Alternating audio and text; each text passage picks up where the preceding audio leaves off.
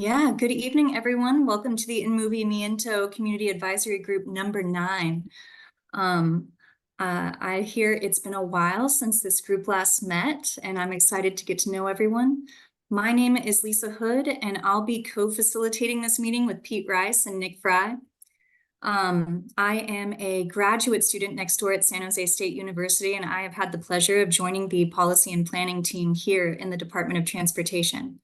So with that, I think we're going to go ahead and move through some introductions, and I'll pass it off to Pete to start it off.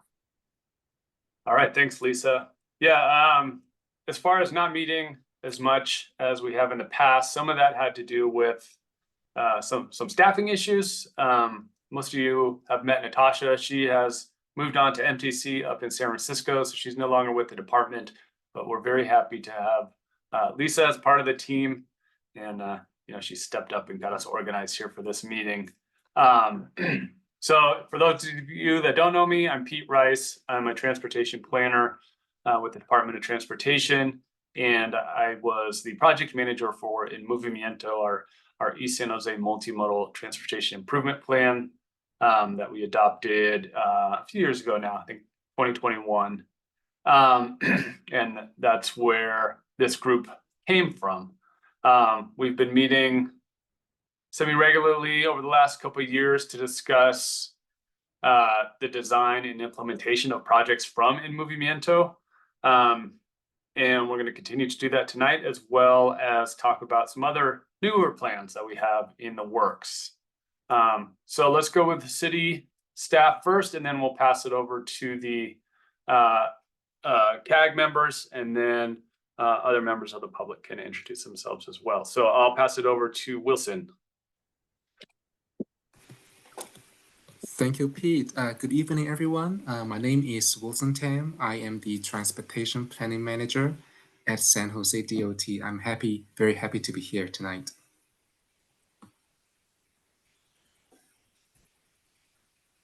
Should I pass it on to the next person? Everyone who introduces themselves, please pass it to someone else. So let me pick a name on my screen. So the first square on my screen is Jeff. Hi, me. Yeah, I'm Jeff Levine. I'm the president of the Roosevelt Park Neighborhood Association.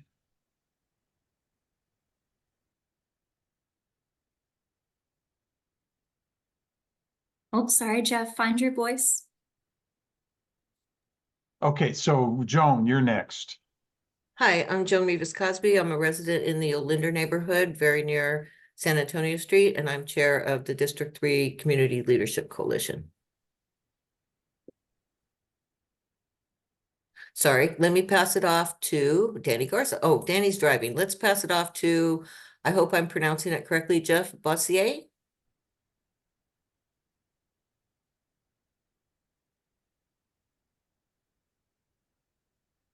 Okay, Jeff may be otherwise. Jeff is Please go ahead, Jeff. Oh, hi, Jeff Boyce here, SCBC, Silicon Valley Bike Coalition. Oh, welcome. All right, let's go with Nick next. Hi, all. Nick Fry with the City of San Jose Department of Transportation. Really excited to be here. And let's go with Jordan. Hi, I'm Jordan. I'm a resident of D3 and a volunteer with the Bicycle Coalition. Welcome. Elma. Good evening. My name is Alma Redondo. I'm a resident of District 5 on Alum Rock and Jose Figueres. And I'm also with the Alum Rock Urban Village Advocates. Hi, Thank Alma. you. About Caitlin next. Hi, I'm Caitlin Bailey. I'm a resident of the Olinder neighborhood, and I work downtown at ADIS Architects, but I'm not representing ADIS tonight. Colin, do you want to introduce yourself? Hey, all. Sorry I'm off camera. I am making dinner for my kid while my wife is stuck in traffic. I'm Colin Haney. I work at the San Jose Department of Transportation as the Public Information Manager, and I'm also a resident of the Olinder neighborhood. I will pass to Michael.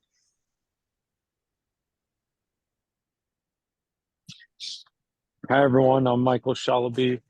I lived off of East San Antonio Street, right around the Catholic church with my grandparents since they moved in over 20 years ago. Since then I moved out and I live in the downtown neighborhood, so I take that East San Antonio all the way to downtown a lot. My expertise, I graduated with a master's and a bachelor's in civil engineering with a focus in transportation, and just on here to share the news with my family and kind of just stay connected with project around our like area that I've lived in for many years. And I'll pass this to Jeff Levine. Have you gone yet? I think David and Alan are the remainders. David. Yeah, David. Yeah, I'm David Vieira with Five Wounds Portuguese National Church in the Roosevelt neighborhood, and I live over by 101 and East Santa Clara Street for 53 years now. And Alan. Now is Alan, yes. Hi. Yeah, live on 12th and San Fernando, ride down San Antonio regularly, and big bike advocate and representing my neighborhood in various transit projects. Well, hello, everyone. Thank you, everyone, for participating and introducing yourselves. I just want to make sure I haven't forgotten anyone. Is Firefly's AI note taker just an AI note taker? Yes. Okay, excellent. I just wanted to confirm. So the meeting is going to, I just want to go over the agenda for tonight. So we're going to we started off with our introductions. We're going to move through a kind of high-level update of the San Antonio, McLaughlin, and Quick Strike projects. And then we're going to transition into two presentations, one on the Five Wounds Urban Village and one on the King Road Complete Streets Plan. So now I'll go ahead and just touch base on those other updates, and I'll save room for some questions at the end. So starting off, I just want to start with San Antonio Street. Last summer, the protected bike lanes between San Antonio and Sunset Avenue were reverted to buffered bike lanes. And we received the additional set of traffic calming features and recommendations for the segment between 24th and King Street. And we are currently seeking funding for the implementation of those traffic calming features. Additionally, in regards to traffic circle hardening, the DOT is in the process of rebidding this project as the initial bids came in a bit higher than expected. And we still expect a contract to be awarded in early this year, with construction to begin in the summer of this year. Similarly, reverted to above. Should I, when someone has a comment, should I wait until the end for those? Yeah, let's. Okay. I'll move forward. Have to do each one, but Okay, yeah, we'll get to Jordan's question in a sec. Excellent. So similarly, the McLaughlin Complete Streets transit boarding islands are also in a rebidding process, still with a contract scheduled to be awarded in the coming months and construction to also begin in the summer. Moving to the Quick Strike projects, we do have a construction date set for May and June of this year. We did hear some feedback from the residents that involved concerns about parking loss. And additional feedbacks have resulted in the removal of chicane treatments along 4 of the Quick Strike corridors.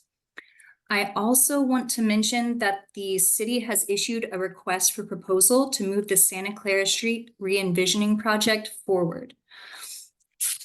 So I think that was a very fast-paced, high-level update on those projects in those areas.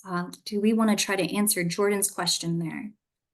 Sure, and that's for everyone else. This is all stuff that we covered in the newsletter. That's not why we're not going into too much depth about it here as well. And we've gone over these projects quite a bit with this group. So if anyone else has questions, we can go into more depth. But I think we've mostly covered it between the newsletter and previous meetings. Jordan, to catch you up, so San Antonio, we're talking about a short segment between Sharp and Sunset near the Our Lady of Guadalupe Church there. We did a quick build project back in 2020. And we had buffered bike lanes for most of the corridor, but there was a short segment where we had protected bike lanes, parking protected. And of course, our perspective is that protected is better, though that's sort of the gold standard of on-street facilities.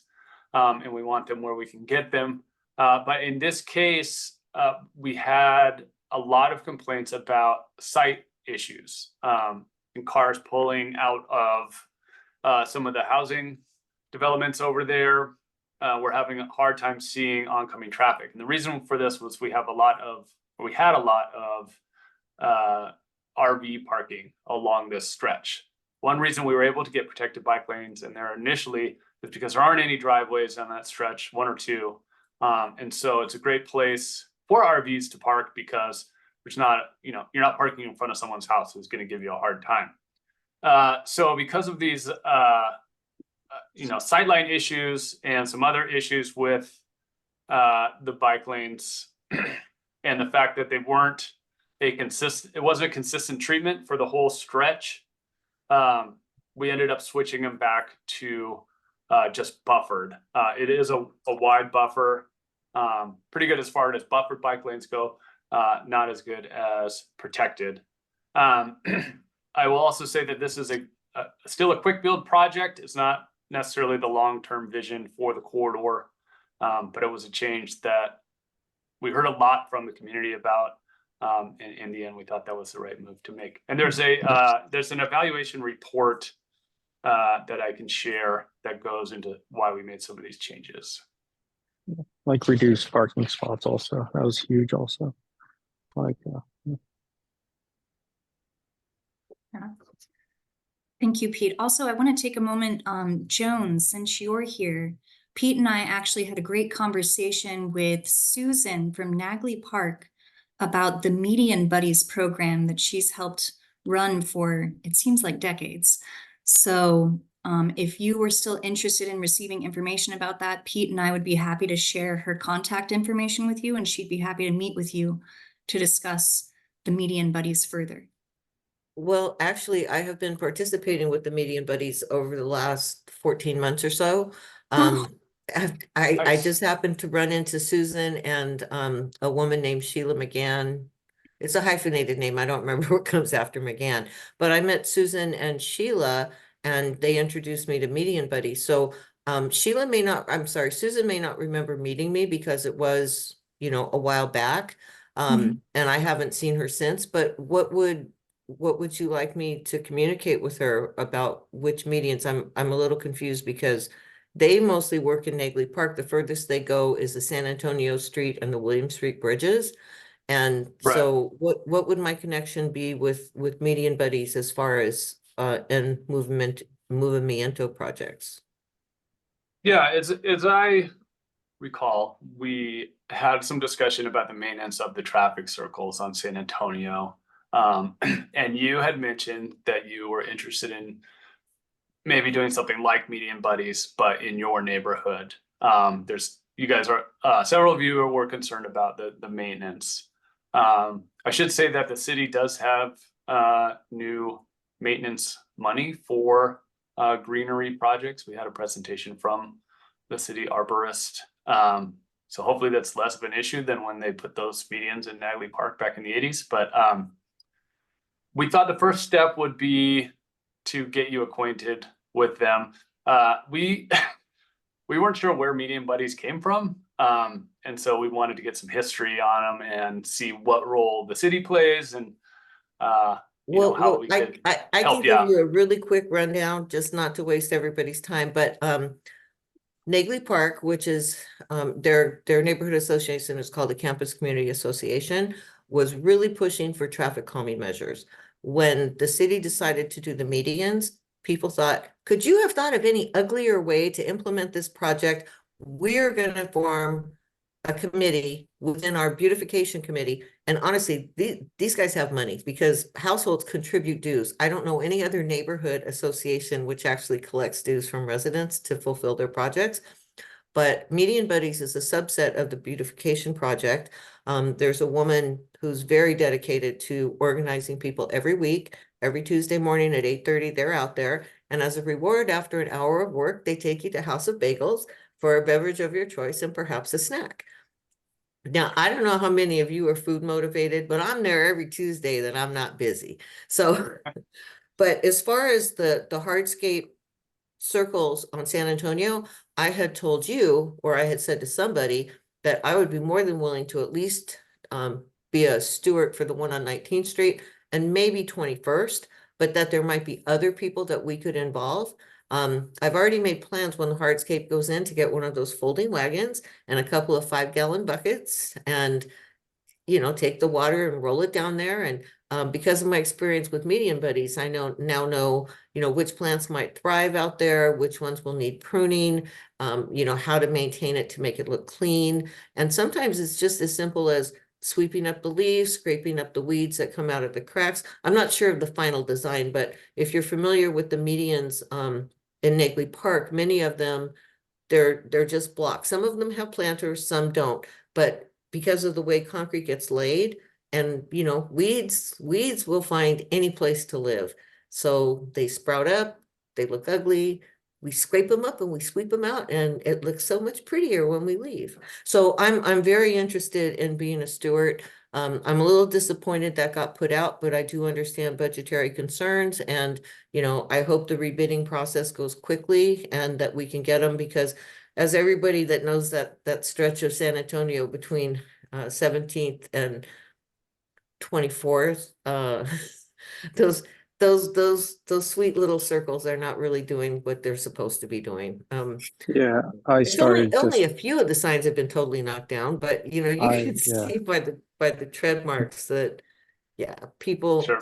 Yeah, And to I've be said this honest, before, careful drivers, great. It's the bad drivers that just like try to accelerate and let's see how fast we can do this. The good drivers, they're already cautious. Anyway, I've taken up enough of your time. Continue. Thank you so much, Joan. Michael, did you have something to say? no, yeah, I was just gonna point out, like, that's so true. Like me, I've always been careful for like a year, maybe two. But then after a while, I'm like, my wheels could actually go like above these like plastic things on the ground. So I would just kind of go straight on them. Like at first, I'm like terrified that they're gonna do something to my tire, but I noticed that they didn't. So I mean, I'm still going at it like slow speed, but still I'm not doing like the full turn. And I've seen some pretty, like, not often, but I've seen some things on that road, people driving, and it makes sense sometimes. Oh, I could tell you some sightings, but okay. Thank you both for your comments. Does anyone else have any questions about the other updates that we shared? Or comments? All right, hearing silence. Pete, do you feel ready to start your 5 wounds presentation for us all? Sure. Let me whoops. Let me get it up here and share my screen.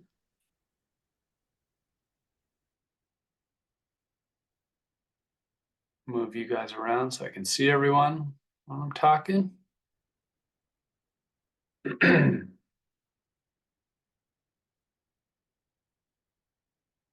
One sec.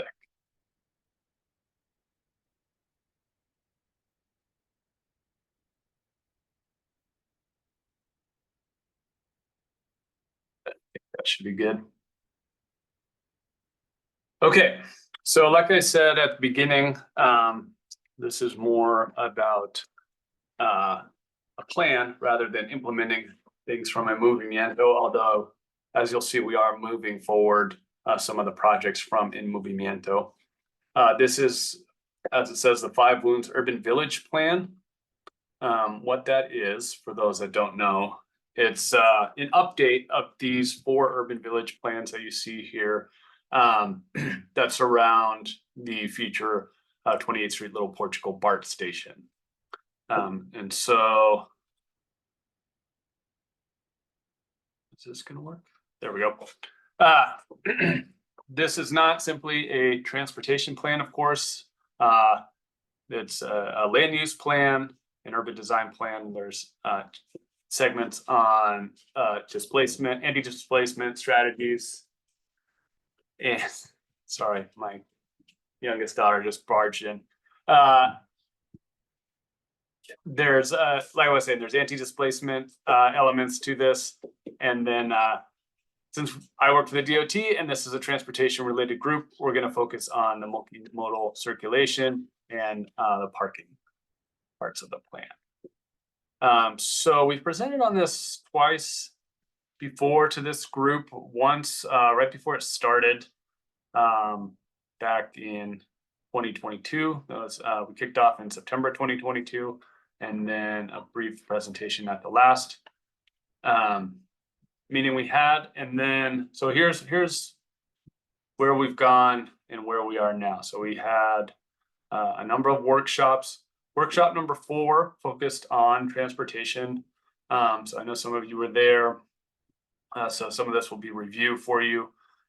This is where we are now. Of course, we are between workshop number 4 and the final workshop, which will be an open house. I don't believe we have officially sent out the notice yet, but you guys are all getting the information slightly ahead of time. It will be on April 20th, Saturday morning at San Jose High School. And so this will be an open house format where you can come and there will be tables set up for each of these sections of the plan, as well as some community-based organizations having tables as well. And you can sort of mill around and ask questions and look at some of the elements of the plan. There will be a short presentation, I think. So we're going to have, I think it'll be about a 2-hour workshop, and then maybe 15 minutes in each time there'll be a 10 to 15 minute presentation. And so the idea is you can, come for the first hour, see the presentation, walk around a little bit, and then take off. You don't have to stay for the entire 2 hours. So I think that's it as far as what we have coming up. And then moving on to sort of the juicier parts of the plan, the projects. I think the first thing to understand is that between Movimiento and the bike plan that we passed around the same time, there are already a lot of improvements planned for this area. So this red dotted line that was on the previous map, that's the plan area. And then all the other lines are projects that we either in the bike plan or in Movimiento. Some of them we've already started building out. I know you guys are familiar with 10th and 11th with the frontage lanes. Everyone's favorite project, San Antonio Street, that we've talked a lot about. So there's already a lot in the works in this area. And so this plan is moving some of these forward, but also we have a few new ideas, and that's what I'm going to go over right now. So these are the 4 sort of big moves that we are envisioning with this plan. We have the US 101 overcrossing projects. This is something we've heard a lot about in this group, about how crossing the freeway does not feel safe, it's not inviting, needs to be improved. We also have 28th Street and the station area. And so that's talking about the segment of 28th Street that's between Julian and Santa Clara Street. Excuse me. And so that's the BART frontage. Then we also have the East Santa Clara Transit Priority Project. That is a project that was in Movimiento, but we needed some more attention put on it. So we included it in this planning effort as well. And then we have parking and transportation demand management. And so that's about, with the station coming in and all the expected development, what strategies can we use to manage parking and travel options to help us reach our goals. Can you guys give me a break for 1 sec? I'm going to go grab a drink from upstairs. My throat is getting a little dry. Yeah, go ahead. We'll see you soon. Hey, sorry, what's your name? The one that's putting this together, like you're like the lead. Me? Is it Lisa? It's Lisa. Hi, Michael. Hi, Lisa. So I missed a couple of the most recent meetings. So when I see 28th Street and Station area, I saw like the BART symbol. Like, is the project BART going around that area? Is that kind of what is going on with that? Or I guess I just don't understand exactly what like what BART's doing around that area, 28th and the Station area. Do you Correct. have any? It's my understanding that yes, the BART station is going in there, at 28th Street and Santa Clara. Is that correct, Nick? Yeah. Hey, Michael, this is Nick. So that is part of the BART Silicon Valley Phase 2, which is a Okay. continuation of BART coming down from Fremont. As I'm sure folks are aware, we have our newest BART station in Berryessa that opened. Yeah, Berryessa, Yeah, a couple of years ago. And so the VTA, which is our county transit provider, is in the process of bringing BART from that terminal station at Berryessa all the way down to 28th Street, just as you mentioned, then down Santa Clara Street. And this will all be underground to a station in downtown San Jose, a station at Diridon train station, and then a terminal station at Santa Clara, where there'll be a large maintenance yard. So that's a project that a lot of us here at DOT are also involved in, but VTA is taking the lead on that one. So a lot of the work that we've been doing here with this Five Wounds Urban Village plan is to really think, how can we best connect the current residents of this area to the future BART station and make sure that it becomes a vibrant asset for the community, but also allow for growth in the area that is cognizant and again conscientious towards folks that are already in the community. So we here at DOT are really focused on the transportation side of things. And our colleagues in the city planning department are really looking at, where buildings can be sited, how big they should be, what sort of assets and amenities they should include for the public at large. So it's a really exciting project, and our hope is, and again, I say us as the public agencies involved, is that the 28th Street BART station can really be a catalyst to help invigorate the community that's there, provide access, better access to downtown and really the whole of the Bay Area, right? You'll be able to get on a train right there and ride up to Oakland or San Francisco or downtown San Jose or Santa Clara, as we mentioned. And also allow for new housing to come in a way that is not going to have a large negative impact on the folks already in the community. So really trying to balance those kind of two key goals there. So I hope that was sort of a good synopsis, Michael. Oh, absolutely. That shares a lot. The only thing that came to mind is does the flea markets are around that area, like is I think does it have, is it going to interfere with the flea market at all around that area, or like how is that going to, or maybe I'm incorrect in the way I'm picturing that. That's a great question. So for folks, I believe Mike was talking about the flea market located at the Berryessa BART station. And that is something that the city is working on, and a number of our city councilors are really invested in making sure that there is a space for the flea market to continue operations. I'm not sure if currently that's going to be at the Berryessa station or somewhere else in the city. But that's something that we're definitely cognizant of. And again, trying to, as a great example there, support the people who are already in the community and then the growing community around it. So that's a great question.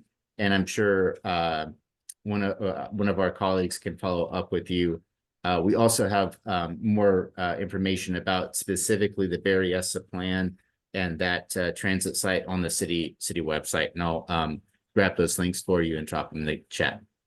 Awesome. Yeah, thanks, Michael. And Pete, why don't you go ahead and tell us more about this exciting 28th Street station project? Yeah, thanks. Thank you all for sticking with me there. I think it's some allergies or something, but my throat is quite dry. But Nick and Mike kept the conversation going, so all good. Yeah, so 28th Street, that's the BART frontage, like you guys were talking about, and I will get into more details about that. Then we have the East Santa Clara Transit Priority Project. I think I mentioned that already, that was in a Movimiento project that I wanted to get more eyes on and further develop. And then parking and transportation. And these are strategies and programs with the station coming in, the expected development. How can we manage parking and travel options that help us reach our goals? And so I'll go into each of these in a little more detail. So starting with the US 101 overcrossing projects. So we have two options that we highlight in the plan. The first is a new bike and pedestrian overcrossing over 101 that connects to the station block area. And then the second would be interchange consolidation, and I'll get into what that means in a second. I think the important thing right here is to realize that we're talking about going above and beyond what was already in Movimiento. So here we have the existing Santa Clara Alum Rock overcrossing. We're looking west, and then this is kind of what we're envisioned in a Movimiento, a protected shared use path over the freeway. And that's just using the existing space that's out there. Nick added some nice color here, make it look better. But the issue with this, I mean, this is not terrible. I think it's a pretty good improvement over what's out there today. You still have to cross the on-off ramps, and that's a conflict that I think would be best avoided from a safety and an experience standpoint. So I should note these are both very preliminary ideas. Each one, if we were chose to go forward with them, would need a lot more study, some feasibility analysis, that kind of thing. It's not like the San Antonio Quick Build project, which we could put in a plan and then build out the following year. But let's dive into it a little deeper. So the bike ped overcrossing. Hey, Pete. Yeah. I just want to say we have a quick question. There's a couple questions in the chat. And Jordan is wondering, can we go maybe a little bit more detail into that first concept that we showed there? And asking, is that a one-way shared use path? And the idea currently with this would be a two-way shared use path. So it would operate as basically as a trail segment is our thinking at this point.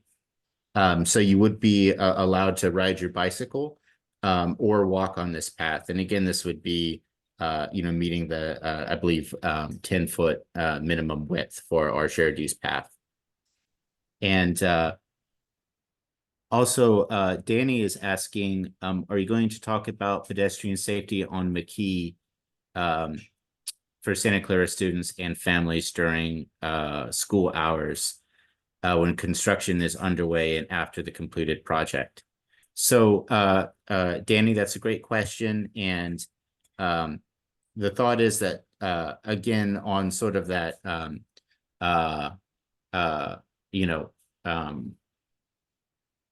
quick build project, or sort of, again, things that we can implement relatively quickly, we would see something probably like this on McKee as well. And when we developed that project further and actually got into the designing, that would definitely be a key in our development process of really understanding how can we maintain a safe way for especially students to get across that interchange while we're doing work on the sidewalk and path there. So Don't know specifics for you now, but that's a great thought and definitely something that we'll be aware of. I'm kind And of, then I don't know if you can hear me. Can you hear me? I can hear you, Danny. Okay, good. Fantastic. Hey, listen, I'm waiting for my granddaughter to get out of karate so she could beat me up later. But for 17 years, we've been demanding protection for our students on Santa Clara Street and Alum Rock Avenue when BART comes. And I'll give you a quick fix right now, and that's going to be crossing guards. Yeah, Danny, I think I mentioned earlier that a lot of some of this comes from discussions we've had in this very group. I know this is an important issue to you, and that's exactly what I'm referring to. Is we've heard you, and we have some ideas in addition to crossing guards. This does not rule out crossing guards. These are some other, rather than a program, which is a crossing guard thing. These are some infrastructure improvements that could also provide some safety enhancements for the students crossing. I appreciate it. Absolutely. Great point, Danny. Thank you. And we have another comment from Alan asking, is there any coordination with the other 101 crossings at Heading and 13th Street over crossings? That's a great question, Alan. That's out of this particular planning area, but that is something I know there is some work going on for improvements on Oakland Road. I believe that is slated to get class 4 bikeways, and I believe that will come across the freeway into 13th Street. But I can follow up with some of our colleagues who are more focused getting a little bit further north on projects there and get you a more concrete answer. So thanks for that question.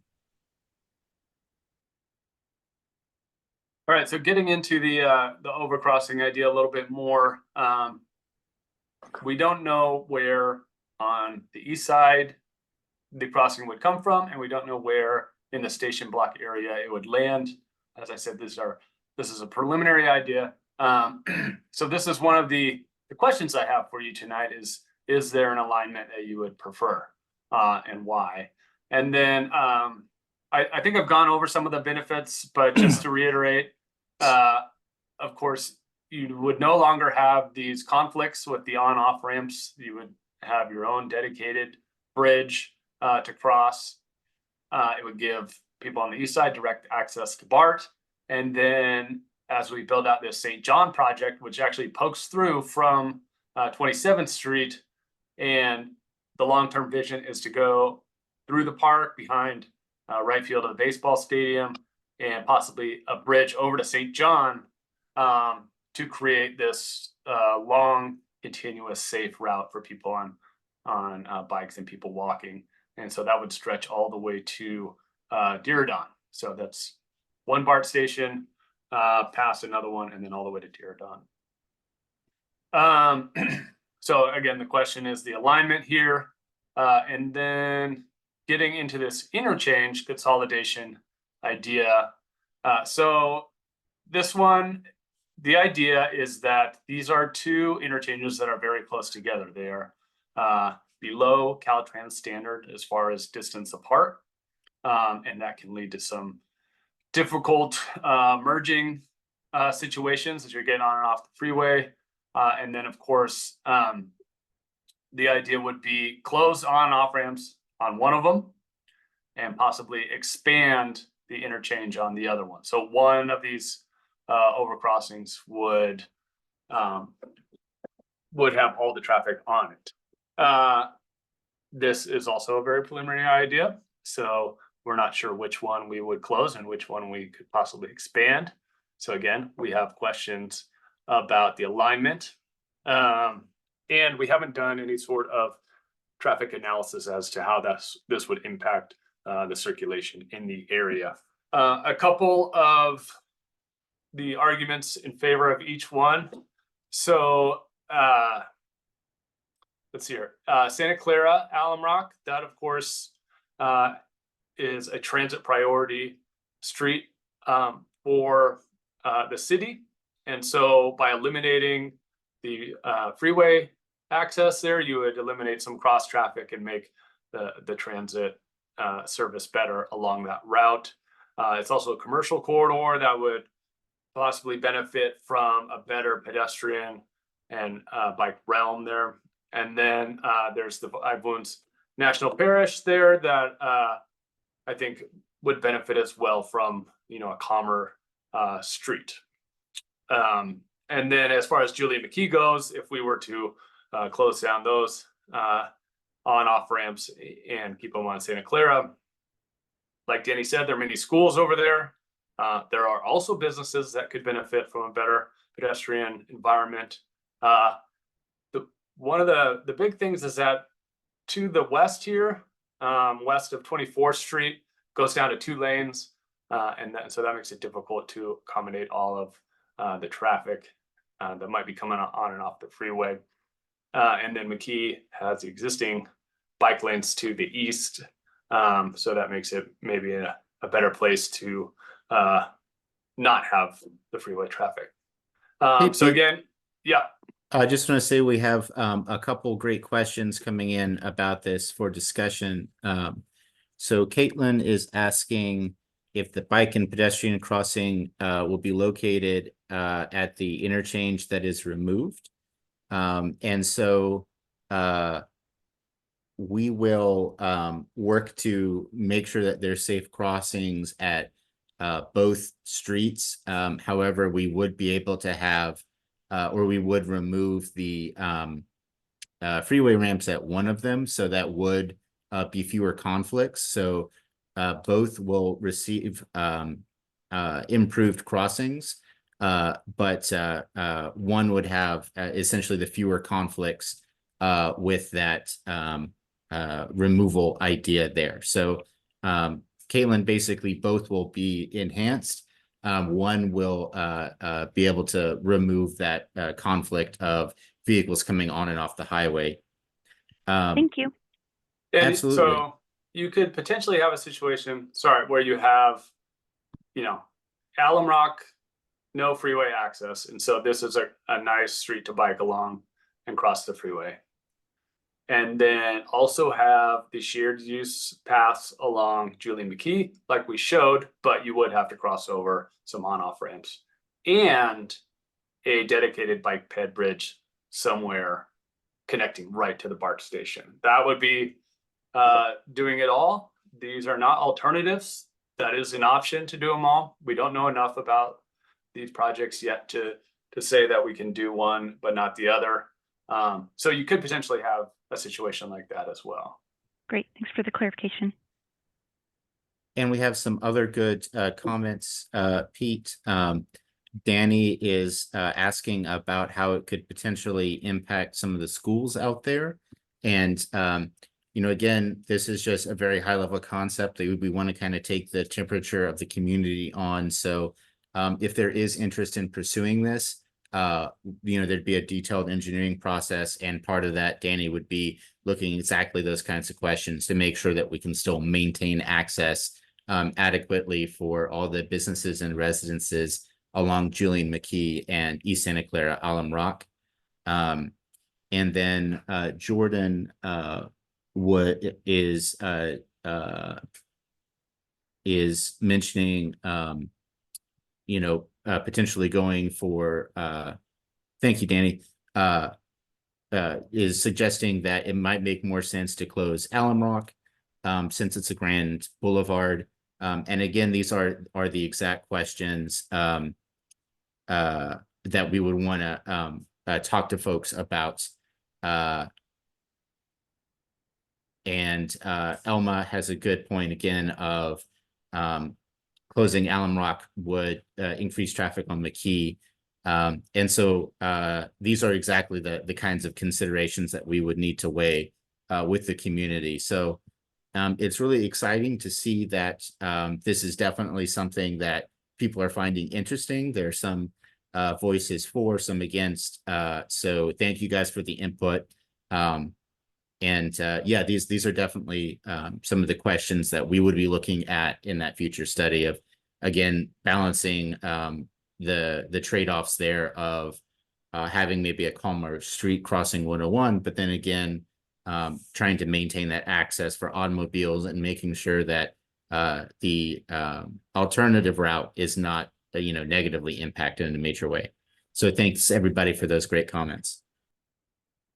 Yeah, I can't remember if I mentioned this, but this is similar to the discussion we had at the workshop number 4, where people were generally, I would say, interested, if not supportive, but definitely some questions and concerns as well. But I would say a pretty good reception so far, I think, with these ideas. Okay, should we move on to 28th Street then? So as we were talking about earlier, this is 28th Street between Julian and Santa Clara, the frontage of the BART station. So this is a look at what the station block might eventually look like. Some of you will note they've already changed the design of the head house and a few other things, but so right now this is all one huge block with the church is over here in Cristo Rey, and this is where the freeway overcrossing is, and you can see 101 very lightly up here just to orient you guys.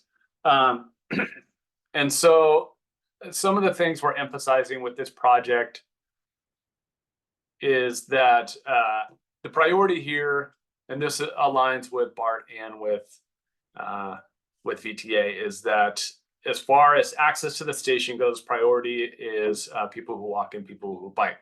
But of course, this is the only access point, only access road to the BART station, and so it's going to need to accommodate buses and paratransit, and then some people are going to drive, and there's going to be this big parking garage, as well as places for pickup and drop off. So it kind of needs to do it all, but people who walk and bike are the priority. And especially with this project and this plan, we try to emphasize this connection between the Five Loons Trail and the BART station and the BART Plaza right in here. So this is zooming into that connection that I was talking about. This is so this blue line here is the future Five Loons Trail, and this is along the western edge of 28th Street. It's a kind of a narrow strip of land that VTA owns and will be developing at some point. And there, what we have right here is sort of an open space or a park. This is supposed to be some steel sort of monument to the previous use over here, with a connection that I mentioned earlier from 27th Street that connects to St. John. And so what we wanted was this direct crossing from this connection and the trail to the plaza. And so we have, this is supposed to be a raised intersection and then some sort of traffic calming that makes drivers feel that they can't go, faster than maybe 5 to 10 miles per hour along here. And so that people who are crossing over from the trail to the station feel safe and welcome. And it's the sort of calm environment that you would want to walk and bike in. And then I have some cross sections for you. So we're going to go 1, 2, 3. So this is going from north to south. I'm not sure how interested you guys are in cross sections, but we have nice drawings. So I'm going to share them with you, and I'll go. I'm happy to answer any questions you might have. Generally, it's a 2-lane road with a nice trail on the west side, and the northern section has this turn lane so that you can turn on St. James and access the parking garage and other things over there. One thing I'd like to mention also that I think is really cool about having this very nice trail and this very nice pedestrian area is that that'll be our connection to the bus service on Alum Rock and Santa Clara Street. So people who are taking the 523 or the 23 will have a really nice and pleasant, basically block or so walk from the bus stop right to the BART station. So it has a lot of utility beyond just folks who are maybe bicycling or walking up and down the trail, but also folks who are using our transit services to access BART. Thanks, Pete. And I just realized we're a little over our time as far as my part of the meeting goes. And I want to make sure Lisa has enough time for the King Road stuff. So I'll try to pick up the pace a little bit. Here's the middle cross section. And then we have the southernmost point. I think the key here is this protected bike lane on the east side, so that if you are to ride over that Santa Clara Alum Rock Bridge that we mentioned, you don't have to cross 28th Street to get to the trail and then cross back over to get to BART. You can just turn right up 28th and access the BART station. That's of course if there's no bridge. That goes right there. So moving on to the Santa Clara Transit Priority Project. This is not a new idea. It's something that was in the East Santa Clara Urban Village Plan. That's where I got this image from.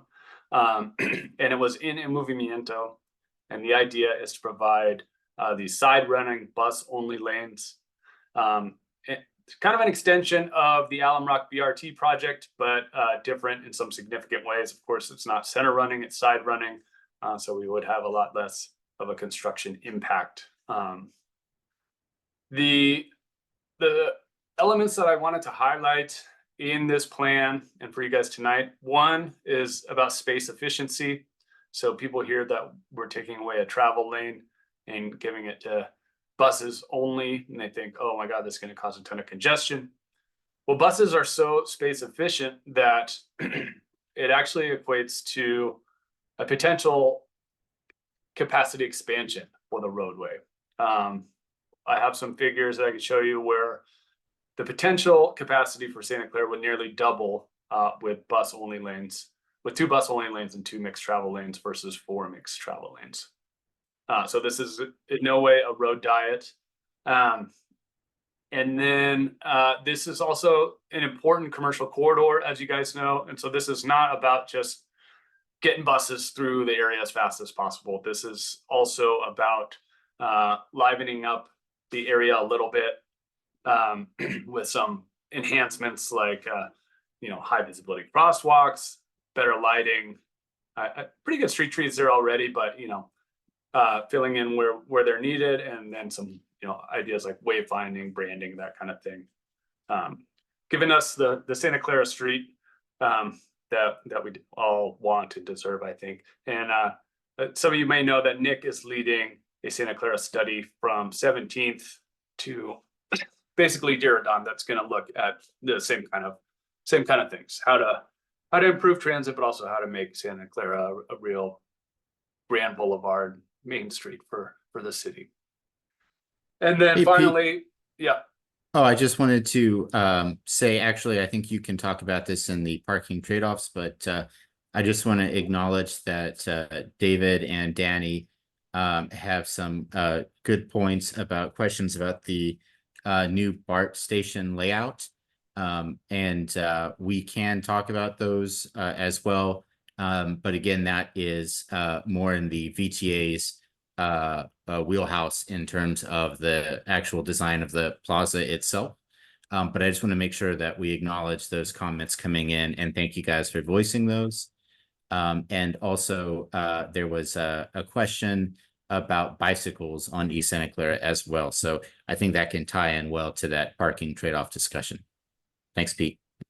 Yeah, I don't have a great answer for you if you're interested in bike lanes on Santa Clara Street. It's something I personally wanted for a long time, and I know many people in the biking community have, but this is a transit priority street.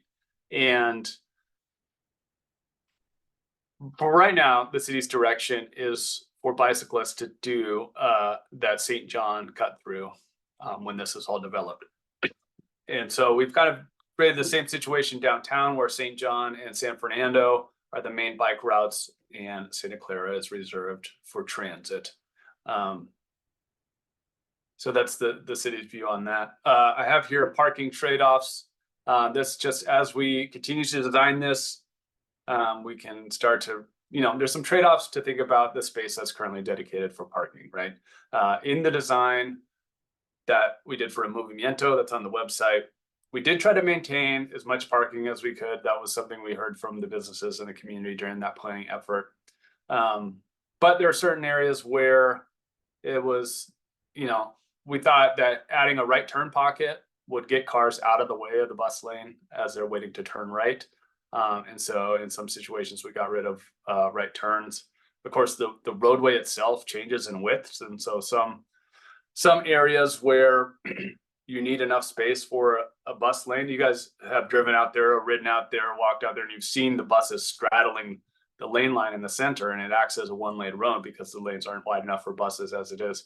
And so some of those cases, we had to remove some parking.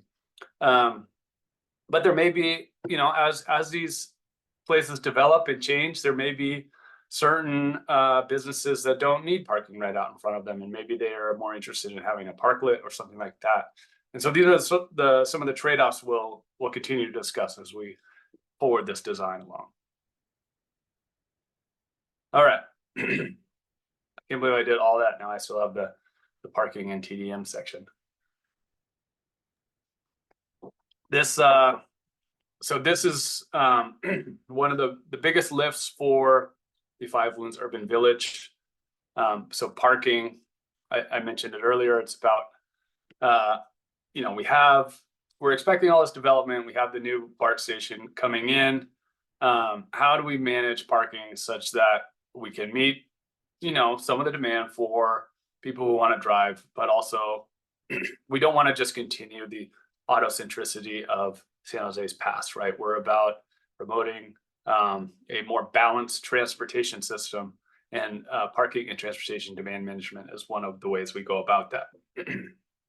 So a couple of things to keep in mind. This is the regulatory framework that set the background for this section. Most of you guys probably know that San Jose passed a parking and TDM policy last year that eliminated parking minimums. And also that new developments must meet a minimum of 25 TDM points. And then also MTC has a transit-oriented communities policy that is in play here. And that sets a parking maximum for developments within a half mile of the BART station. So that's half a space per residential unit and 1.6 spaces per 1,000 square feet of commercial space. So with those two things in mind, the way we went about this is we first identified a parking target. This is sort of what we believe is the right number of parking spaces in the area from these new developments that we're expecting. So Five Wounds Urban Village is a land use plan. It identifies areas for development. It sets height limits and density limits and things like that. And so we take that, the new number of the number of new developments or new units, and then we multiply that by our target mode share, and we came up with this parking supply target. And I apologize, it's a little wonky and complicated, but I promise I sort of understand it. And so from that parking supply target, we get to our parking ratios, and these are the guidelines for developments in the Five Wounds area. And so a new development that's within this half mile radius, which is most of the area, but not all of it, it's limited to that 0.5 spaces per unit. And that's in compliance with the MTC policy. And then taking into account the total number of spots that we think are appropriate for the area, we can get up to 1.2 spaces per unit outside of that half mile radius. So that's these areas over here and over here and over here. Not a lot of development there expected, maybe more down here. But that's where this is the radius where the numbers change a little bit. And then commercial, the entire urban village is underneath that 1.6 limit from MTC. So 1.5 for the entire urban village area. And these are so We don't have, it's not a hard parking maximum. It's a soft cap, which means as a developer, you can go above these numbers. But if you do, certain things happen. Number one is you have to contribute more TDM, and that's transportation demand management. It's a series of programs that developers are required to participate in. And the city will encourage you to share your parking with other developments. So I'll get into what that means in a little bit. So these are the strategies. We have shared parking. That's the one I was just talking about. And this is when you have two land uses that they don't need parking at the same time. Think like some sort of business that operates during the day and a residential place that most people park in at night. They can share a parking lot. We actually identified a lot of existing places where that would work out just based on the demand at different times. The next is unbundled residential parking. And so this is when a developer builds a building, your parking space is not automatically included in your as part of your rental or as part of your condo. You have the option of purchasing it or renting it. And that way, it's not automatically priced in, so there's less incentive to use it. People who don't need parking, they can save some money. And then there's the residential on-street parking. This is a permit program. I'm sure many of you have lived in places that have these. They're all over the place. This is to limit on-street parking to people who live in the area. And this is to prevent spillover parking from major attractors like a BART station. And then we have flexible curbside management. So this is about establishing strategies to manage the curb for various users, things like EV charging or car share, bike share, loading zones, parklets, rather than just having, nothing, just a white curb where anyone can park or a gray curb. And then community car share. This is, allowing residents to share a car. I'm sure you guys are familiar with things like Zipcar. We're also talking about a subsidized car share program, something similar to Blue LA. And then community travel training. And this is where we hold events to teach people how to ride the bus or BART or bike share. And then to manage all this, we have the plan to create a parking and transportation management entity. This is a public-private partnership between the city and a third-party transportation management association. And so that's the second bullet there, is the Transportation Management Association. This is an association that all new developments will be required to join, and they will pay fees. And so the TMA will help coordinate and administer the TDM measures for the companies or the developments. And then there's project level TDM measures. And so this is what each development will have to do, regardless of how much parking they build or don't build. And that includes participation in the TMA, providing subsidized transit passes, education and marketing, unbundled and priced parking. And then, like I said, that's for all non-exempt developments in the urban village will be required to do that. So that was longer than I expected. I'm sure there are some questions, but let's have a few questions and then we can move on to Lisa's part. I just have a quick statement on, we're not including parking anywhere, but on First and Brokaw, that new building has a parking lot that's 9 stories tall, and it sits on a bigger footprint than the Mexican Heritage Plaza sits on. And that's border to border. And I know you have no control over that, but we're being punished when other development is not. So that's a negative impact for our community. There has to be something better than what's being presented. That's my personal opinion. That's all I'm saying.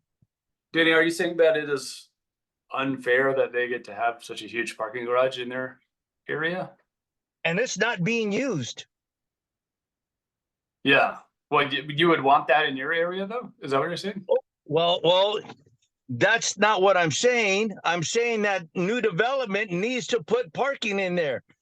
Now, Alan Vu Properties, whoever they were, was going to purchase a Luna tire shop, but he did not want to clean up the site, so he didn't. But that was one of the things that we were talking about, was a shared parking day and night. So I like that part of it. Put the parking in there.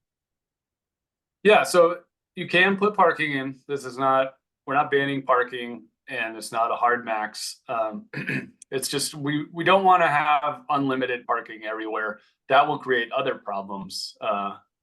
You know, I don't know if you've been to downtown Houston, but it is a lot of enormous parking garages everywhere, and that's not a place that I think we want to try to emulate. You know, we're trying to achieve this balanced transportation system where people, you know, feel good about walking around and spending their time. Yeah. So as far as Houston goes, I mean, it might as well be Dallas as far as I'm concerned. They're the minor leagues. Houston is the minor leagues to Dallas. That's right, man. Elma, I saw you have your hand up. Yeah, I mean, since the city has allowed the developers to decide what parking is needed, have they not? Have they not left it up to the developers to decide how much parking is needed rather than require how much parking should be there? And, you know, in terms of saying, well, we can only offer so of these parking because we have all these, you know, off with transportations, with this, with that, we don't have to provide parking. So we're leaving it up to developers to decide how much parking spaces to put in there. So, I mean, that's my understanding of what the city has done. So yeah, to some extent, that's right. I think if you look at the history of parking minimums, in a lot of cases, it has not created this sort of urban environment that we would all want. You think about, you know, a bar that has a huge parking lot outside. We don't want people driving to and from bars. You think about shopping malls where it's, you know, a little tiny development in the middle of a sea of parking that goes unused 90% of the time. We have limited space, and so we need to find ways to use that space wisely. And I think bringing in, you know, the developers have a good sense of what the demand is for parking when they go with a certain development. And of course, we have our goals and the kind of transportation system we want to promote. And so we are putting in policies to further that. But I think understanding the past parking policies and the limitations of parking minimums is how we got to this, which I think is a very drastic improvement over what we've had in the past. And well, we'll have to see how it all works out. I know the for-profit developers, you know, it's in their interest to provide parking because, you know, it's easier for them to sell their units. But for the affordable housing developments, you know, we've already seen where they're not providing any parking, hardly, very minimal. And of course, they say it's because it's near a transit corridor and all this. But then, you know, the reality is that our community is dealing with people who live in those affordable housing developments that have been parking up and down the street. So this thing about there you don't bring any cars and they'll use a transit, and you know, that's a fantasy because we're not there yet. And it's just causing problems for the existing neighborhoods. Yeah, I hear you. I know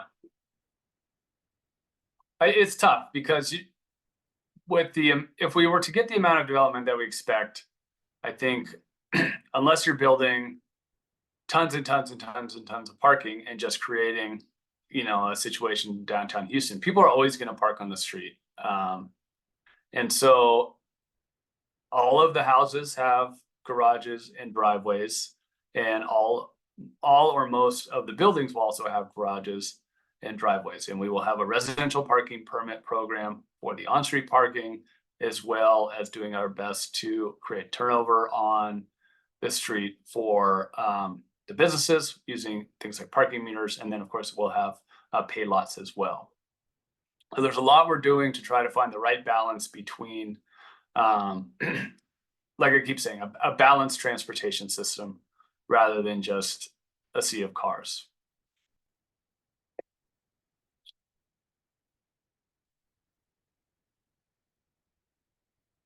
All right. One thing I just wanted to add to Pete's great point there is, of course, with the new parking and TDM regulations, these are just affecting new buildings coming in. So it's not a situation where the city would come in and, for instance, require an existing apartment complex or condo or a single family home to change the parking that they have on site. So we're really focused at thinking about in the next 10 to 15 years, when these buildings start being built next to BART,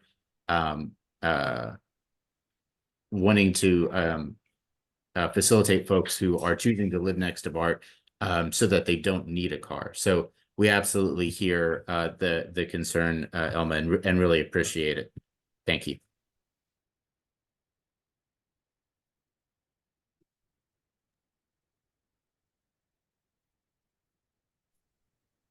Let's go to Lisa. All right, everyone. Okay, thank you, Pete. Thank you, Nick, for so much information on the 5 Homes Urban Village Plan. I know there's a lot of movement in the chat, and we will be saving the chat. So if you do feel like you have additional questions that need to be answered or additional comments that you'd like to make, please feel free to email any of us those comments and questions.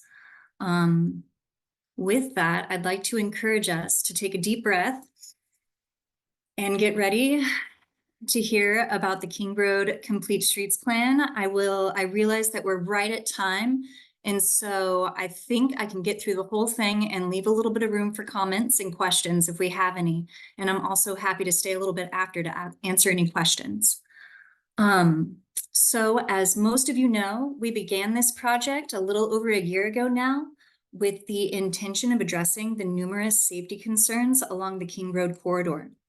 As one of the 30 Vision Zero priority safety corridors, we had seen that there had been 7 deaths over the last 5 years. And sadly, since we began this study, another fatality occurred, bringing that number up to 8. So this study spans 6 miles and stretches across 5 different districts. And so our #1 goal has been to gather insights and feedback from as many community members as possible. In phase 1 of our outreach process, we have heard from over 600 regular users of the King Road corridor, and those numbers have only grown as we near the end of the phase 2 outreach journey. So I am going. Lisa, it looks like you're muted. Apologies. I'm going to drop a link in our chat to the King Road Complete Street website, and I'm going to navigate there myself. And I just want to show you the updated website that Colin, Wilson, and Nicole have worked to complete here for this final push. So we are taking comments about our preliminary designs until March 15th. And the community comments have been flowing in from the website, from personal emails, and various media sites and social media sources. This project has also recently been featured in the San Jose Spotlight, as well as on NBC Bay Area and on Telemundo 48. So if we scroll down here, we can see in our timeline that we're currently transitioning from the preliminary design concepts to the preferred design concepts, with a draft King Road Complete Street Plan set for April of this year. Right now, we have scheduled 2 more community events with a few pending still. So if you're interested in hearing firsthand or in participating firsthand in any of these community events, keep an eye out on our upcoming meetings between now and March 15th. All right. With that, I'm going to navigate us to the community guidebook. So you can find the community guidebook here on our website. And let's see if I can get it in a big enough format for everyone to see. So currently we have about 350 hard copies of this guidebook out in the community, and feel free again to email either Wilson Tam or myself if you would like some hard copies of this guidebook to distribute to your community members. The first pages of this guidebook outline our project goals and at a high level details about the project area. So we have focused on 5 main goals, but just to name a few. First of all, we're focused on making King Road safer for all users. That means seniors, children, folks in wheelchairs, as well as pedestrians, cyclists, transit users, and drivers alike. And by centering our project around equity, we aim to improve travel options and alternative mode access for the underserved populations in the area. And again, by prioritizing outreach, we have aimed to ensure that our design recommendations reflect the diverse array of community voices in the area. Moving on. Now, I won't talk about everything on this page. There's a lot going on here, but a point I would like to highlight is the finding that there are very few crosswalks along King Road. It's an average of 1,000 feet or nearly a 5-minute walk between one crosswalk to another. This often prompts users to cross unsafely in unmarked areas, which ends up making the street more dangerous for both pedestrians and drivers. And with that, a portion of our study is actually aimed at understanding where we can place additional crossings and how we can enhance existing crossings through the use of more lights and improved technology. Again, we have engaged with over 600 regular King Road users, and I want to highlight some of the most frequent statements that we have heard at our outreach events, through our surveys from various community leaders, and at numerous pop-up events in the area. So community members often mentioned wanting improved amenities at bus stops, including increased trees and shade structures.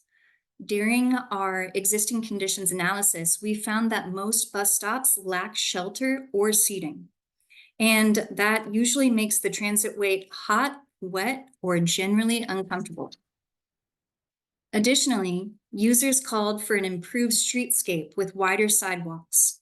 Many areas along King Road we discovered have narrow or missing sidewalks, making accessibility and safety a big issue. And one more to note, we heard that users want us to integrate barriers and buffers for the bike lanes as a way to protect cyclists from traffic. With this, we have proposed raising the bike lanes as an option in some of the wider sections of the King Road corridor to address this concern. On this page, something I wanted to note is this, this chart here down in the left-hand corner. When we surveyed users on their current mobility habits and then asked again if their habits would change if we were able to make these improvements, we can see here that all of the alternate modes have increased, and we can even see a nearly 20% decrease in the number of users that typically drive. That nearly 20% decrease was encouraging for us, and we here on the planning side found these numbers to be interesting and very encouraging, like I said before. So this following page here highlights categories of community improvement or of improvements, corridor-wide improvements. And while we gathered a long list of actual improvements, each of which have their own location within the 6-mile corridor, we have broken down that list into these 8 categories that the community most vocally shared with us. So here we have 1, wider sidewalks with curb ramps to increase accessibility. 2, increase shade to provide a comfortable walking experience. 3, synchronized traffic signals and improved turning movements at major intersections. We have upgraded transit amenities that improve the passenger waiting experience at bus stops, as well as separated bike lanes to increase safety by reducing conflict with automobile traffic. 6, we have improved and additional crosswalks to ensure pedestrian safety and accessibility. 7, we have continuous bus-only lanes to improve transit speeds and reduce delays due to traffic congestion. And finally, our last category is to create 2-way traffic lanes where in each direction it's separated by a landscaped median. Of these 8 categories, 7 have the full support of the community. The bus-only lanes, number 7 here, the bus-only lanes or part-time bus lanes have proven to be the most controversial. And here on the next page, let's look at why that might be a point of concern. So here you can see the outline of King Road, and here you can also see that King Road does not have a consistent width. And so treatments along the corridor will need to vary. This means that there will need to be trade-offs and difficult compromises. For example, we have heard from the community that parking is an issue along the corridor. Often, multiple families are living in the same household and don't have space in their driveway for all of the cars that they may have. We have shared along the way with the community that if we are making improvements, we will have to acknowledge that trade-offs are going to need to be made. This is again why we have placed such an emphasis on engaging with the community so that we can make a culturally sensitive plan for this corridor that properly weights the trade-offs. Highlighted in blue here in the left-hand side and up on the map, you can see the wider sections of the corridor. In these sections, we might actually be able to accommodate all of the proposed improvements. That would be dedicated bus lanes, raised bike lanes, improved streetscapes, and the like.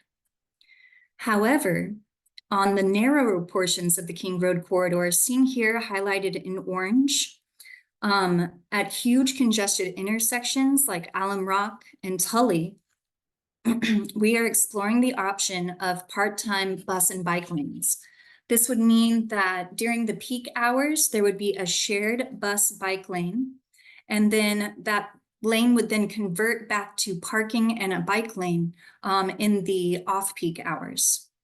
A treatment like this is unprecedented in San Jose. However, cities like San Francisco have implemented these treatments with relative success. So to wrap things up, I think I did that in a good amount of time. We are shifting into the preferred design concept stage of this project with a King Road Complete Street Plan due in April. That's only 2 months away. And then we just got some great news that Wilson has been, is moments away from submitting the next stage of grant funding for the engineering and environmental review stage of this project. So that was a lot of information very quickly, but with that, do we have any questions or comments, or is there anything maybe that Wilson might want to add if he's still around?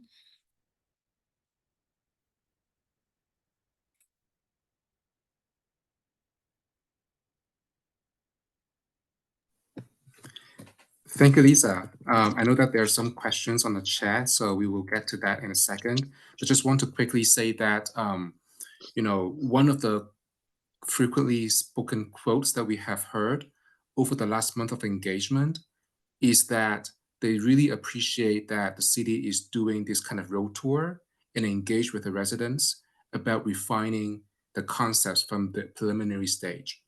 And I know that, as Danny said, like there's some controversies about certain designs. And just want to say that like this is not the final design. We are not proposing something right now. We just want to create a conversation, and the dialogues between us and the residents are exactly what we are trying to do here. So I really appreciate over the last few weeks the amount of engagement, the amount of conversations and the quotes and the discussions that have happened over the last months. And so we will continue with the momentum. Hopefully in a few months, we will be able to refine the drawing, refine the plan to come up with a plan that address a lot of the benefits while addressing some of the unintended consequences, as Danny just said, about parking and congestion and whatnot. And I just to build off of Wilson's point, I want to again echo the great discussion we had with you, Danny, and the Plata Arroyo. And so we definitely hear the concerns about the shared lane there. And so that is something that we hear loud and clear, and understand the community's concern, and we will be bringing that forward through the process. Yeah, I appreciate that. I know that speaking with Councilmember Ortiz, so far he's supporting our position, and I don't know if you guys have talked to Little Portugal, but I have represented Little Portugal East in the past, and no one's talking to me. Again, our families double, triple, quadruple up, and I don't want, for example, my treasurer, Joe Nieto, his mother lives on King Road. I don't want her to have to park on the other side of the creek and cross the bridge through our park at night to have to park in front of her home. So that's just a really, really strong example, but that's my position, and that's the Plata Arroyo position, and we're done. I don't want to take up any more of your time because I know that you guys are doing a fantastic job with all this, and so let's just keep going. Thanks. Thanks, Danny. Jordan, it looks like you wanted to add something. Yeah, so full disclaimer, I'm not that familiar with the east end of King Road. I'm more familiar with the sort of west end towards Berryessa. I've biked on King Road from Berryessa to McKee and to Alum Rock. And my understanding is that up until McKee, it's all colored blue in your current design, which means protected bike lane. And from my memory of biking along that route, it doesn't currently have any parking in that segment. So my understanding is that there wouldn't be parking loss in that segment, if I'm remembering correctly.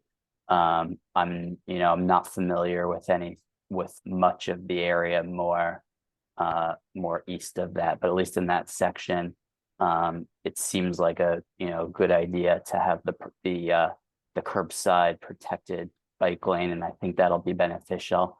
I've already talked to some of you already. I'm not a fan of the orange segments.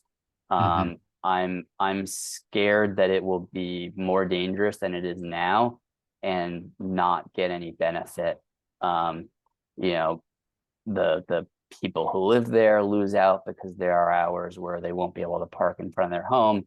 The buses lose out because if people do end up continuing to park there, then the bus is just going to have to weave in and out of traffic, which will be terrible for the bus.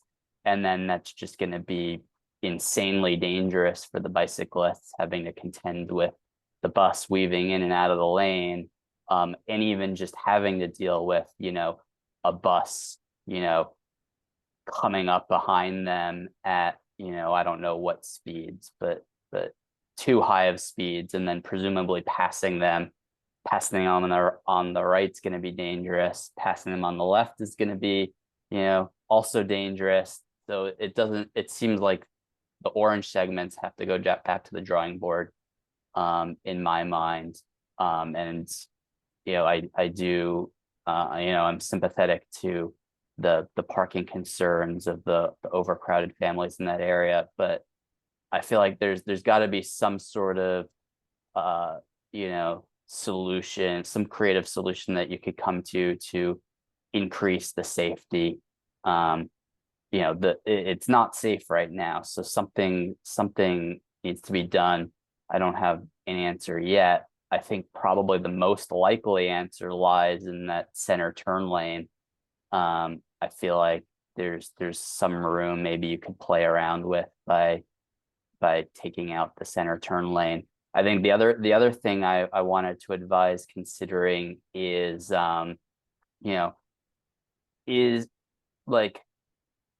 first of all, removing the center turn lane to make room for a protected bike lane or something of that sort, or at least a buffered bike lane. And then the other thing is, it seems like probably a dedicated bus lane is just not going to fit into those segments. I just can't see it fitting. But it seems like there's other things you could maybe do to figure out how to speed up transit in that area, and still potentially having the bus only segments in the other areas. And then I guess my last thought is in the transition from the blue zones to the orange zones, having a dedicated bus signal so that the bus can proceed first through the intersection. So sort of transitioning out of the bus only lane into a shared travel lane at the front of the traffic or something like that. Yeah, thanks, Jordan. Really great thoughts there. And please, anybody else who'd like to have join in the conversation, please feel free to come off mute. I know we've gone through a lot of presentations today, but it's really important for us to be able to again have this two-way communication. So Jordan, I think those again are great points. Looking at a queue cutter or a bus signal is definitely something that we are thinking about for those sections. One other thing I'd like to point out is those cross sections are looking at the most constrained part of the roadway. And I think we know that, and anybody who's walked King Road, driven it, taken the bus, it really changes width a lot, right? So the design treatments will differ from, even within those sections, those blue or those orange sections. But we just wanted to make sure we were starting from kind of the most constrained place and thinking, how do we work with this? And if we can figure that out, that can roll out across the corridor. So those are great thoughts. And we definitely hear, folks, that there's a lot of concern about that shared lane. And I think that, thinking about other ways of getting the bus through is great and something that we're looking at here. Pete, did you want to add anything to just for Jordan, thanks for the comments. Some good observations there. Also to what some of what David and Danny are talking about in the chat, and how King is sort of an alternative to 101, and McLaughlin is an alternative as well. One of the issues, and I think most of you guys know this, but one of the issues we face out here in East San Jose is that the way the street grid was built out, there's just a ton of cul-de-sacs, and there's not a lot of streets that actually go for long distances. And so you're stuck with, King Road and Jackson and streets like that have to sort of accommodate everyone. And it's just a real challenge to find the right balance. And so that's what we're trying to do with these projects. And we also are trying to find alternative routes. I mean, we have, that's kind of some of those quick strike projects like 33rd Street. That's a nice alternative, or could be a nice alternative to King for a little bit. And then if we get it over the creek at some point, it could be an even longer alternative. But because of the way these neighborhoods were designed way back when, there's some challenges that you might not find in other places that have a real connected street grid. So I just wanted to point that out. Go ahead, Jeff. Oh, sorry, Nick, then Jeff. Sorry, I just wanted to say also, I think that's a really good comment about King Road and McLaughlin, serving taking a lot of traffic off of 101. But we want to work, with these street designs to hopefully try and reduce that, right? Because your community shouldn't have to carry that extra burden of people not getting by on the freeway. So we definitely know that there is a lot of spillover from 101, but we don't want to have to continue to have all that traffic coming necessarily through your community. So again, we are definitely cognizant of that. And sorry, Jeff, for jumping on you. If you want to go ahead and let us know some of your thoughts. Yeah, sure. Thank you. I just wanted, first of all, to second Jordan's comments. All good ideas around trying to find solutions to those narrow sections. That's my biggest concern there too. And I feel like if we could make this a model situation, if we are true to our word that we're trying to bring equity to all forms of transportation, a multimodal system, and trying to make active transportation truly on a level playing field with everything else, I think that could do nothing but benefit this community. And especially if we look forward, once we make this change, we're going to be living with this for many years, even decades. And if we fast forward 10, 15 years from now, with the growing demand for electric assist bikes and that kind of thing, mobility on two wheels is going to become even more popular if we have safe throughways through these corridors. So I just want to reinforce that, not to lose sight of the fact that we're just trying to accommodate cars and buses, but the more active forms of transportation, because we need to look forward to the future. If we truly bring equity to all those, that'll reduce congestion in cars, it'll reduce the problem with the buses, and help the situation overall. I did have a question that I didn't know if this had an intent to reduce the posted speed limit along King Road for any or all of this as part of the project, or if you can even speak to that at this point. Thanks, Jeff. Wilson, do you want to speak to the speed limits? Yes, thank you. Thank you for the question. So the answer is yes. However, due to the engineering process, in order for us to reduce the speed limit, we want to make sure that the design is able to get to the speed that we want it to reach. So we call that target speed. And for a street like King Road, the target speed should be between 25 to 30 miles per hour. But right now, as you know, the speed limit today on King Road is 40 miles per hour. And so the speeds are, following whatever the speed limit that has shown there. So we want to create a design that can encourage people to slow down, especially during the off-peak periods, because that's one of the reasons why the severe injuries and fatalities happened. So it's a design process that before we can, reduce the speed limit, we need to have a design that can, meet that design speeds in order for us to be able to adjust the speed limit. But the intent is to bring the speed limit down. Exactly. I know exactly. Through traffic calming measures, I think I saw some in the plan. That's good news. I have a feeling the design speed of that road is much higher than the posted speed limit right now, especially as you put it in off hours. So it's a heavy lift to go from 40 plus down to 25 or 30. But I commend you for keeping that in the plan. Exactly. And, I know that we have not talked about dimensions, right? Because we are not at the detailed design process yet.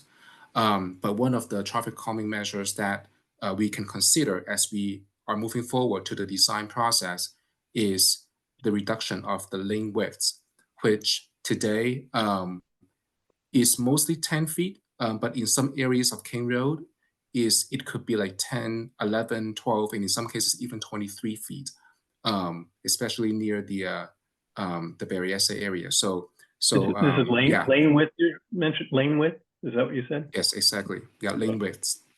Yeah. So lane widths is, if we narrow it down, it could also increase the alertness from the drivers and potentially calm down the street. Sure. Thanks, Jeff. Those are some great thoughts. And I apologize, Tuan, do you want to speak? I hope I'm saying your name correctly. Yeah, can you hear me? Yes. Okay, so actually lived down in the Brigadoon area, right south of King Road for like 20 years, right? So this is where Civic High School is and Montgomery is. So I'm pretty familiar with this area all the way up until Tully Road. And basically, like, I wonder how you guys have communicated with, I guess, the community down there in terms of having the shared lane, because in my personal opinion is knowing like the people around the area and my family and all, the language barrier is going to be something if you have a very confusing parking system, right? I just picture it being like LA, where you have these memes where the signs like, oh, you can park from 5 to 8 on Tuesday and Thursday, and then you can park from a different time for Monday and Wednesday, and then the weekend is completely different, right? Like the sign is 20 pages long, and I wonder how that's going to affect this community here, just having that shared bus and bike lane, right? And it just, I don't know how much I bicycle too, and it just feels like a lot of road drivers are not very aware that bicycles belong, the way it is right now, right? You should bicycle on the road because that's how the infrastructure is designed. And it feels like I get a lot of car drivers around this area and along around San Jose in general that basically just yell at you saying, hey, get off the road. And I feel like having a bike share the road with a bus is going to basically encourage that kind of behavior even more, right? They're not going to expect to see a bicycle there when half of the street has raised bike lane where bicycles can up. And then you go next to the next block and you're like, why is this bicycle in the lane, in the road where the buses are? You're going to yell at the bicycle and be like, get off the road, right? You don't really understand how that situation is, having that shared lane. And same thing with what Jordan said. It's just confusing like that. It doesn't work, right? Like the buses are very slow. I've taken the buses from around. I've taken the bus number 70, the VTA, from this area up to downtown, right? It's like 50 minutes on the bus ride, and they stop every. It feels like it stopped every 3 times a block, right? And so as a bicycle, when I bicycle, I feel like I pass the exact same bus 3 or 4 times on one stretch, and the bus always passed me again, and I pass the bus again. So just having this shared road section, it's gonna be like that, right? Like the bus and the bicycle, especially if they're sharing that stretch, it's just gonna be weaving in and out of each other for the whole entire road. And I think that's just pretty dangerous, especially during rush hour where cars aren't aware that bicycle belong on the road. They're not aware of anything, right? They just stuck in traffic and angry. And a lot of cars are just gonna cut into the bus lane to try to beat the light, especially if they have to make a right turn. They're gonna cut in there and try to just cut the line, right? So that's typical human behavior there. I don't know what else you can do for it unless you put some barriers up for us, right? Yeah. And yeah. Oh, sorry. Thank you, Tuan. That's some really good points. Just a couple quick things. Definitely hear you and other folks on issues around the shared lanes, both with concerns from bicycles and then parking. And we really appreciate that. And again, as Wilson and others mentioned, we really wanted to, kind of put these out there for the community to talk through them, right? So really, really appreciate that. The other thing I would say is that we are, again, speaking of reaching the community, working to do multilingual outreach in English, Spanish, and Vietnamese, as well as Chinese. And so we want to make sure that the community, one, is understanding that the project is out there and are able to engage and give us this valuable insight. In terms of the future signage, that's a great point too. We want to make sure that any design that we're doing out on the street is intuitive for drivers, right? So doing the right thing makes sense. And absolutely hear you about the confusion of the sort of the way people use the road changing from block to block. So really appreciate those comments. Also, just let us know if there's any questions that we can answer for your family as well. So thank you. Yeah, I do have a question. I mean, you said there's, bilingual, multilingual. I mean, is there a possibility for multilingual signage? So I'm not sure for the specific signage, but for outreach materials, yes. That would definitely be something we would need to look at as the plan evolves. But again, we want to make sure that sort of from the beginning of the process that everybody is able to sort of engage in the discussion. But we do definitely hear the point of making sure that signage in the eventual build out is accessible to all users, right? So I can't speak to that specifically yet, but we definitely hear you on that one and want to make sure that again, this is something that is intuitive and accessible for everybody using the road. Okay, thank you. Other than that, I mean, my last comment really is that, I mean, I think having this King Road corridor is really important. It's very good, especially if you're a cyclist or e-scooter, e-skateboard, basically any mode of transportation that's not car, and actually even cars, right? Because the closest, another viable option we have to go north, where all the jobs are, right, is either 101, and getting on that 101 from Capitol it's not, it's terrible, right? It's like 15 minutes to get to the on-ramp. And if you're going on Capitol toward Great Mall, again, that traffic is backed up all the way because you got to pass Eastridge and all Great Mall and all that stuff. So that's very slow too, right? And the other options is Center Road. That's like the only non, I guess, car heavy road that does have a bike lane that's viable, right? McLaughlin doesn't really work because you got the bike infrastructure isn't very well, and so Center Road is like the only option right now beside this King option, and that's 1.5 miles away. So I mean, I do appreciate having King getting the attention that it does to be a northward corridor, because again, like we lived there for so long, and like all the jobs is always north. There's like no jobs down there, so you got to go north. Yeah, absolutely. And I think that's a really important point, right? So making sure that this corridor is accessible to people who are driving, walking, on bikes, or on transit. So thank you, Tuan, for underscoring the importance of that north-south connection. I just want to take a second, and Elma, thank you for your comment in the chat about the BRT construction on Alum Rock. We definitely have heard from the community that there's a number of issues with that project, especially from construction. And so that's something that we want to keep in mind as we move forward with this project. One thing I would like to point out is the BRT on Alum Rock basically only serves the express buses, whereas this project would serve all transit buses. So it wouldn't be a situation where only some stops or some lines get the benefit. All buses traveling on King Road would see that improvement. But again, we definitely have heard and from the community and understand that there's a lot of trepidation around those impacts. And we want to make sure that as we move forward with this, that we're thinking very consciously about how this will impact the community and do our best to try to minimize that impact and maximize the benefit for people both traveling through the corridor and living on it. So again, thank you for that and for reminding us of that. We appreciate you guys keeping us honest. I just want to note that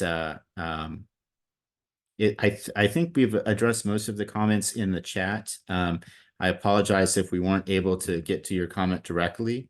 As Lisa mentioned, we will have the chat, and so we'll try to reach out to folks. if there's any unaddressed comments. And again, please feel free to email us. And also there's I believe, and maybe Lisa or Pete, you can confirm for me, but that there's the ability to comment on the website as well. That's correct. Yeah, and here, that's correct. And I'm dropping the website back in the chat again, just so that you have easy access to it right there. There's a comments page on the website, and we are taking comments through March 15th, and they come directly to Wilson and myself. And so they are being read, and we would just love to hear more of your thoughts as they arise over the next couple of weeks. Absolutely. And I just want to open it up again, see if there's any more thoughts from folks who are with us here. We really appreciate you guys being with us. Here it is, dinner time. I know folks have a lot of stuff to be doing. So again, thank you for spending some time with us. Danny, did you want to add something? Yeah, no, I just wanted to say thank you guys. I think this was a great meeting, and the things that we put in the chat, you know, that I put in the chat, just make sure they're recorded, and that's it. How they get addressed is how they get addressed in the future. I think we're doing well, man. I mean, it's a long process. Well, and I just want to highlight there, Danny, I like that you said that we're doing well. And I really want to make sure that is something that's coming through, that it's not the city versus the community. It's we're trying to work to make this street work better for everybody, right? So one of my favorite saying is, this is a we thing, not a me thing, you know? Mm-hmm. And I'm pretty much feel that's the way this is going. I mean, starting with in Movimiento and Peter Rice in San Antonio, and the corrections that were made there. I mean, this is a we thing. Yeah. I mean, you know, we're coming at this from our perspective, but we need to have your perspective. We need to have that on the ground experience to know what's gonna solve problems the best. I just want to be respectful here for Elma. It looks like you raised your hand. Would you like to share something? Yeah, I just had a question about when would we see an update on the Jose Figueres street updates? So, yes, so Jose Figueres is part of the Quick Strike project that we touched on right at the beginning of the meeting. So that is expected to be constructed in this spring, probably closer to May or June, late spring, I would say. Okay. And I have the website if you would like to check that out and see. Okay, I'll do the that. designs. Okay. I know that they've done some changes already for another project. I think it's for accessibility at on McKee and Jose Figueres. So I was just wondering how it was all going to, you know, dovetail with the new changes. Yeah, there's a McKee Road project that a different team is handling that I should know more about, but I have focused on my projects more so than that one. So I don't have any details on that, but I can get that for you as well. I'll send you a follow-up email if that works for you, Elma. Yeah. Great. I think with that, again, just want to thank everybody for staying on here. I know we definitely ran over time, but it was some really great conversation. And again, you know, this is we're coming into this as a preliminary thing, right? So as Danny said, you know, we, not me.